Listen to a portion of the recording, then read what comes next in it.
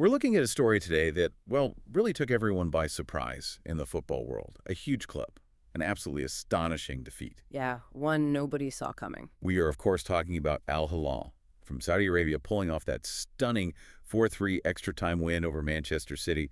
Premier League giants knocked out. In the round of 16, no less, at the 2025 FIFA Club World Cup, over in Orlando, Florida. Incredible. So this isn't just, about the final score. No, not at all. Yeah. It really speaks volumes about knockout football, doesn't it? How unpredictable it can be. It sort of rewrites the script for this tournament. Absolutely. And we've been digging into it using game analyses, player ratings from ESPN and Goal.com Nigeria, really trying to get the full picture. Good sources there. Comprehensive. Right.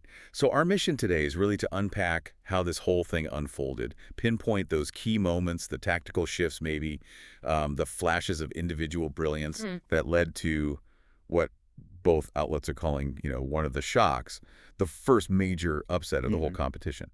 By the end, you should have a much deeper feel for this incredible result. And you have to frame it, right? Manchester City. I mean, they're considered one of the best teams in the world. Oh, easily. Definitely the competition's favorites going in. So for them to crash out at this stage. Yeah. Well, it's nothing short of a disaster for Pep Guardiola and the club. It just highlights how big a deal this loss really was for them. Though they did start like the City we expect, didn't they? Bernardo Silva scored pretty early on, 9th minute. Yeah, looked like business as usual for a second there. For a moment, you probably thought, okay, here we go. Yeah. Maybe a bit of relief for the City fans. Mm-hmm. But, wow, things were about to change. They certainly were. And that first goal, it's interesting because there was actually a bit of controversy around it. Oh. Yeah. Replays later showed the ball kind of brushed off Ryan Ait-Nouri's wrist, a City player, earlier in the move. Al Hilal protested, quite strongly, but the ref just waved it away. But here's where it gets really interesting. Go on.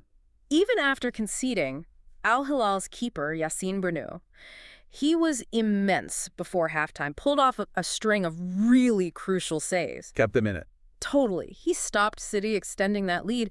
And honestly, looking back, those saves were absolutely vital. They kept Al Hilal right in the thick of it. And boy, did that matter.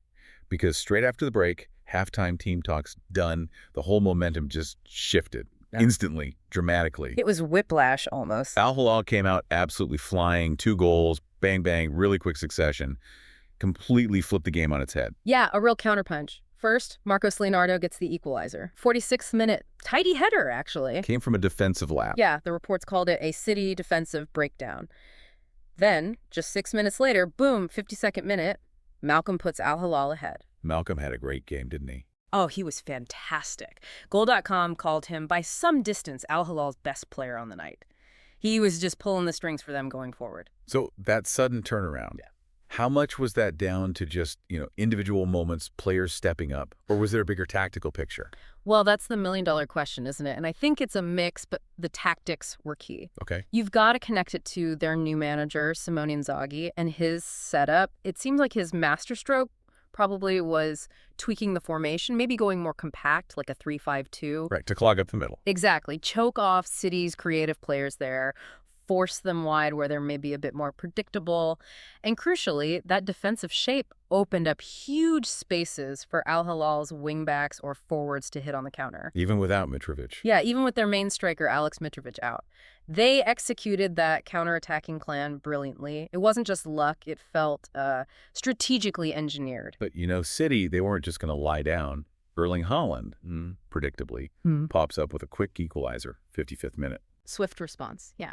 And I remember watching the minutes after that.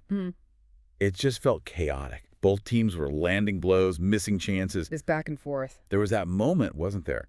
Late on, maybe 85th minute, Haaland almost got the winner. Oh, yeah. Denied right on the line. Ali Lajami with a desperate clearance. Heart and mouth stuff. It really was. Looked like it was trickling in. Which brings up a key point, really. Why did it even go to extra time? Good question. City, for all their talent, they just weren't clinical enough in that period. They had loads of the ball, created chances, definitely. But couldn't finish. Right. Finishing was rushed, maybe off target, sometimes looked for one pass too many instead of just taking the shot. They just failed to make that dominance count before the 90 minutes were up. And extra time.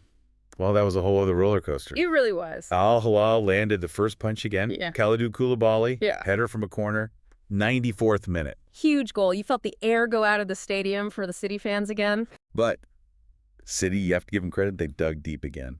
Phil Foden. What a goal that was. Sublime finish. Yeah, first-time volley, 104th minute. Linked up with the substitute, Rayan Cherki. Ugh.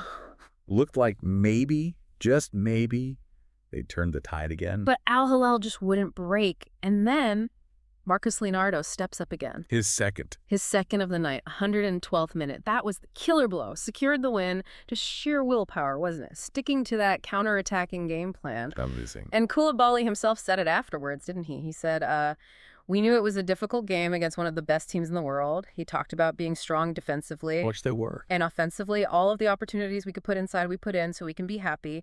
Pretty much sums up their approach. While City. Well, they were just exploited too easily on the break. That high line, pushing forward, it left them wide open for those quick transitions.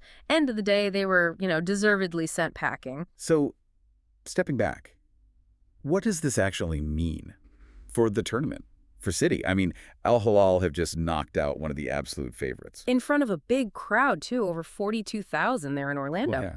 It's a massive shock. It is, and it absolutely underlines how unpredictable these knockout tournaments can be. But I think it's more than that, too. How so? It really highlights this growing challenge from clubs outside, Europe's traditional power base.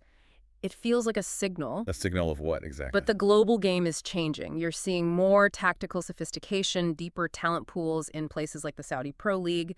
This might not just be a one-off freak result. Interesting point. So to recap, yeah, an absolutely astonishing 4-3 extra time victory for Al Hilal over Manchester City. Definitely going down as a major Club World Cup upset. No doubt. And now Al Hilal are through to face Brazil's Fluminense in the quarterfinals.